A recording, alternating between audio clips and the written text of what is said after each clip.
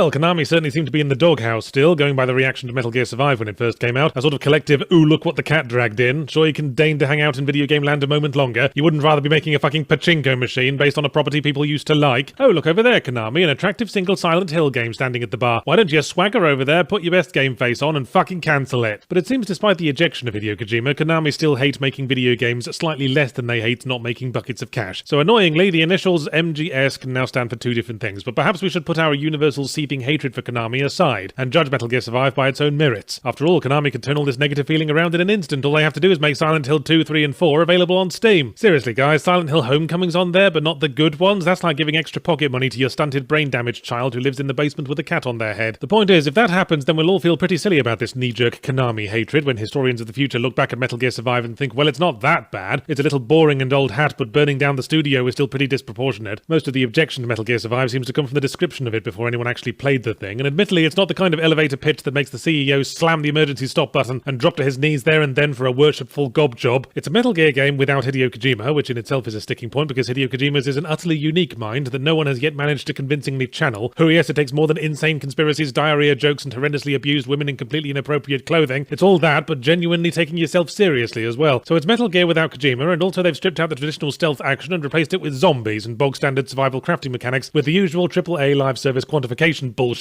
that means it can be a fucking micropayment safari. But hey, put those Molotovs down because we're only going to charge you $40 for the privilege of wasting your life with it. Talk about a fucking soft sell. The plot is you were one of Big Boss's pet gophers who hung around on his party boat at the time of MGS5 Ground Zeroes when it got blown up by bad guys jealous that they didn't get invited to the pizza party. But it turns out after Big Boss fucked off, a giant wormhole to another dimension opened in the sky and started sucking up the survivors. See, you fucked it up already, Metal Gear Survive. Hideo Kojima would have built things up for at least 45 minutes before he pulled out the transdimensional wormhole shit, with lots of stock footage of people walking down crowded streets having very serious thoughts about transdimensional wormholes. Our custom protagonist, although whatever appearance options you pick, there is no escaping from looking like a generic grizzled person number 84 because Big Boss's hiring practices discriminated heavily against the non-grizzle, must now mount an expedition into the other dimension in order to plunder its resources or something, because that's American foreign policy for you. But it soon becomes clear once you get there that the other Earth is a desolate and hostile place with not much to plunder unless you're short on zombies, and I think I speak for the entire entertainment industry when I say we really fucking aren't. God bless them, they do try to keep the spirit of Metal Gear alive. Most of the exposition happens in prolonged back and forth dialogues, there's still stealth gameplay, and the first major female NPC you run into wears a sexy nurse outfit for the whole game for no particular reason. But it's just not the same. The sexy nurse doesn't have an even remotely horrifically traumatic past. The dialogue scenes never take longer than a few minutes and don't always reiterate the same point over and over again. And as for the stealth, while you can sneak up on enemies and stealth kill them with a knife to the bonds, they're fucking zombies. They're not going to call HQ for fire support. You can outrun them by maintaining a brisk walk. You can stealth kill them even if they're alert, which leads to this humiliating little barn dance as you try to get behind them again. So anyone expecting a Metal Gear game from such trifling evidence as the words metal and gear appearing in the title is probably going to be disappointed, because it feels like they scooped out about 1/5 of Metal Gear Solid 5 and tried to stretch it out into a full game until its bones snapped and its tights had more ladders than a clearance sale at the fire department. So now that all the Metal Gear fans have pissed off to put on their best Otacon face and cry at the loss of their true love for the umpteenth time, let's consider Metal Gear Survive by its own merits. The core gameplay is the Subnautica model. Explore hostile environment, find stuff, craft upgrades with the stuff you find that expands your base and widens the area you can explore. Plot unfolds as you go. It's all about unfolding and expanding and widening like an American tourist taking their shirt off at the beach. The main difference between it and Subnautica, of course, is that in Subnautica there are lots of pretty things to look at, whereas Metal Gear Survive's sightseeing tour covers mostly blasted, deserted hellscapes, occasionally livened up with featureless grey screen because the entire world is shrouded in dust, except for in a few rigidly walled-off fresh-air ghettos where the last remnants of life on the planet live carefree lives of gambolling about lush meadows in the sun until you track them down and knife them all to death because you need the meat. Yes, the survive part of Metal Gear Survive really isn't fucking about. As well as watching your limited air supply in the dust storm, you metabolize like a fucking deep-sea oil spill and have to be constantly finding food, and animals don't respawn nearly as often as I'd like, the selfish, delicious little bastards. Besides survival and exploration, the other main mechanic is tower defense. Every now and again you have to defend a point from a fucking conga line of zombies by setting up barricades at choke points so you can stand just behind it and swat them off with a stick, like it's Black Friday at the Crystal Meth shop. And I have to admit, after one of these where I had to defend the point for a whole 15 minutes until I was down to holding them off with handfuls of gravel and tactical farts, I was pretty invigorated by my victory, if not by the thought of the subsequent prolonged shopping trip to the wilderness to recraft all my fucking ammo again. So if you can disregard the motives with which the game was made, i.e. all the kids in the AAA club are making loads of money with their shitty Skinner box live service games, let's stitch one of our own together from about 500 generic ideas that other games have done better, slap on the name of a franchise we haven't quite milked all the goodwill from yet, set up the micropayments and hook ourselves a couple of whales, then Metal Gear Survive reaches the dizzy heights of occasionally not boring. Nice work, Konami. Who needs Silent Hill when your business strategy can make me scared, miserable and occasionally covered in bloodstained filth?